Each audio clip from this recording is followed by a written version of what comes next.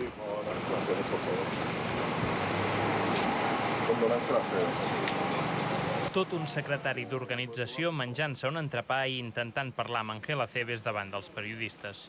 O la desconfiança de tenir segons quina conversa dins la seu del PP, o la necessitat d'exterioritzar qui té fil directe amb la direcció a Madrid i, per tant, opcions de futur, és el que possiblement va portar ahir el també regidor de Badalona, Xavier García Albiol, a protagonitzar una escena com aquesta.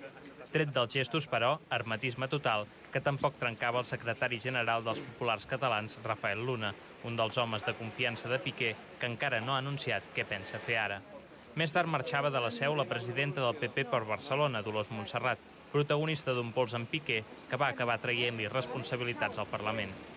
A mitja tarda, Daniel Sirera era un altre dels que es deixava veure a l'exterior de la seu, sense incomodar-se pel núvol de periodistes que seguien els seus passos. Al vespre se sabia en detall el contingut de la carta de Josep Piqué a Mariano Rajoy, on acusa la direcció del partit, exceptuant Rajoy, de perjudicar la seva imatge davant la societat catalana, amb danys irreversibles. Unes circumstàncies gens fàcils, diuen, un partit ple de mesquineses i misèries. Tot això, afegeix, no feia sostenible la seva continuïtat.